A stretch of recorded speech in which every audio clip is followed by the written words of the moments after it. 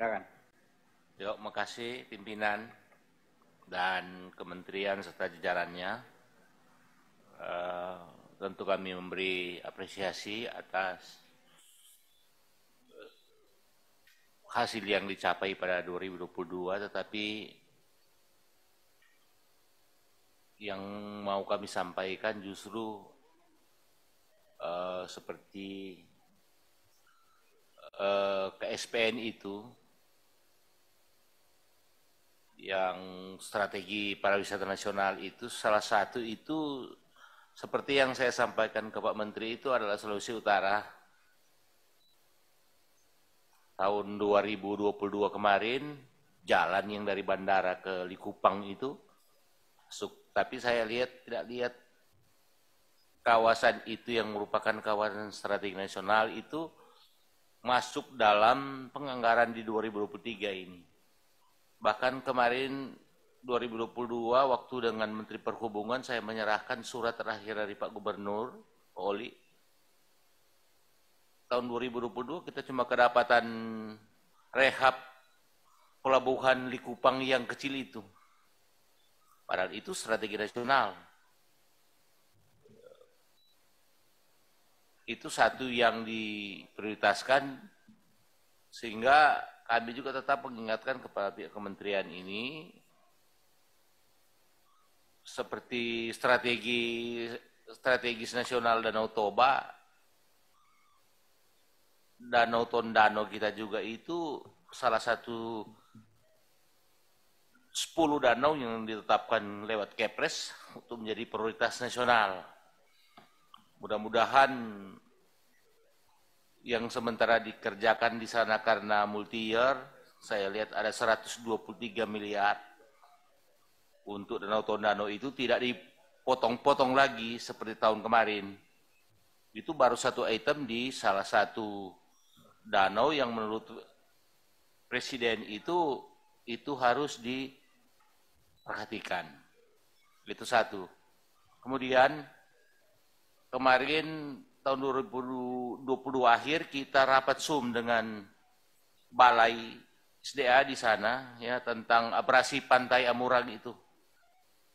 Anggarannya tidak banyak, Pak, tapi mudah-mudahan itu ada kebijakan khusus dari Dirjen atau Pak Menteri, karena semakin hari memang ada alokasi dana ke sana, tapi itu rumah yang direlokasi saat abrasi terjadi.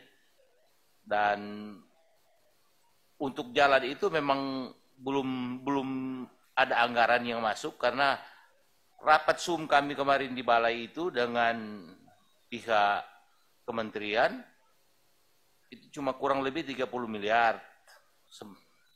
Untuk secara permanen kita akan memperbaiki itu agar tidak setiap hari terjadi abrasi terus di sana.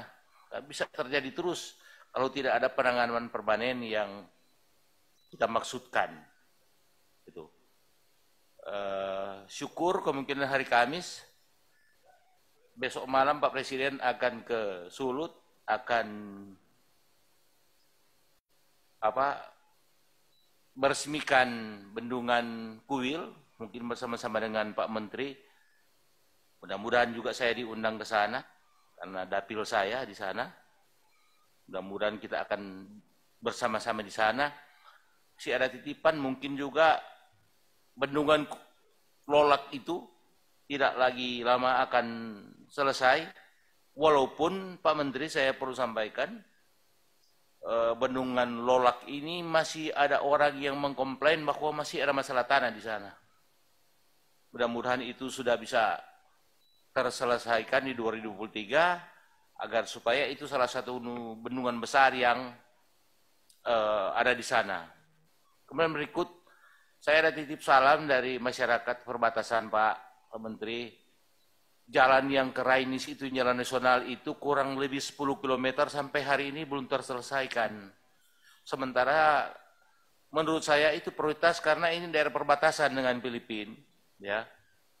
Tidak panjang jalan nasional di daerah kepulauan itu, kurang lebih 10 km yang belum bisa terselesaikan. Mudah-mudahan lagi ada kebijakan khusus dari Pak Menteri itu ke arah Rainis. Yang terakhir masalah BSPS. Hampir semua teman-teman bicara tentang BSPS, teknisnya itu memang tidak semua daerah sama. Setelah kemarin kami reses, seperti di daerah Talaut, ya, daerah perbatasan Talaut juga sana. Mereka batunya itu kalau mau buat rumah itu datang ambil di Pantai Malalayang, yang besok Pak Presiden nanti mau resmikan proyek di sana.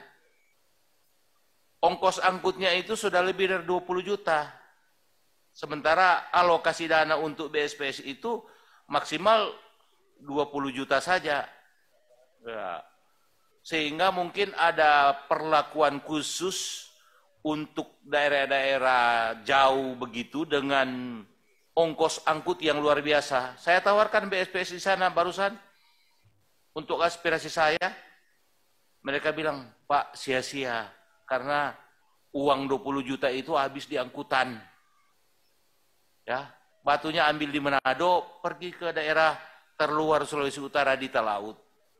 Sehingga mungkin kita bisa pikirkan sama-sama apakah BSPS ini tidak harus sampai di sana atau ada kebijakan khusus yang kita boleh ambil agar supaya program ini juga tersentuh sampai di masyarakat perbatasan yang memang rata-rata memerlukan bantuan itu.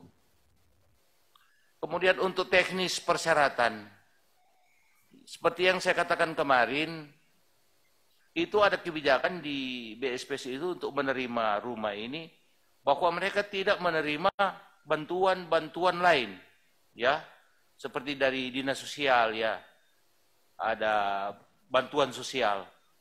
Saya katakan justru mereka yang diprioritaskan untuk mendapatkan itu karena makan sehari-hari saja mereka itu hampir tidak cukup, apalagi untuk membangun rumah. Sehingga seperti yang teman-teman sekarang sarankan tadi, mungkin ada lagi hal-hal teknis yang perlu kita rumuskan agar supaya orang-orang ini bisa menerima bantuan rumah ini, katakanlah pada rumah ini. Seperti masalah kepemilikan sudah disampaikan Ibu tadi juga. Ada orang yang memang sampai hari ini cuma numpang sama keluarga, saudara, dan lain sebagainya. Dia punya tanah, tapi tanahnya ada di kelurahan yang lain atau di kampung yang lain. Dia tidak bisa, untuk aturan sekarang dia tidak bisa membangun di situ karena berbeda lokasi. Sehingga itu bisa juga dipikirkan kalau rumah itu memang diperuntukkan bagi orang yang belum punya rumah atau sudah punya rumah tapi belum layak huni. Yang terakhir mungkin Pak Menteri, saya tetap berjuang karena tadi dihubungkan dengan masalah ketahanan ekonomi. Saya pulang reses, saya pergi dari daerah pertanian, sawah, wilayah Bolmong Raya itu merupakan daerah penyuplai beras terbesar di Sulawesi Utara, bahkan dia sampai mengirim ke Indonesia Timur.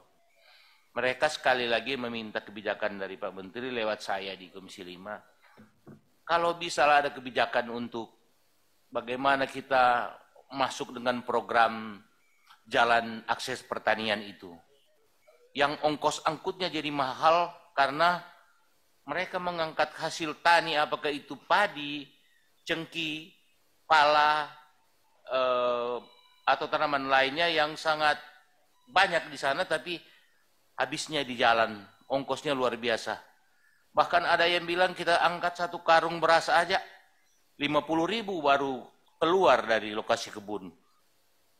Baru untungnya kita di mana, walaupun beras harga sekarang cukup naik, tapi kalau cengkih, kopra, paneli itu ya harganya terjun bebas.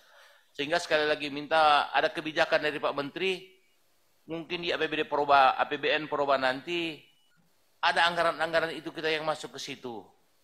Katakanlah per provinsi atau per kita anggota Komisi 5 itu ada alokasi sekian berapa miliar untuk akses perkebunan, akses pertanian itu.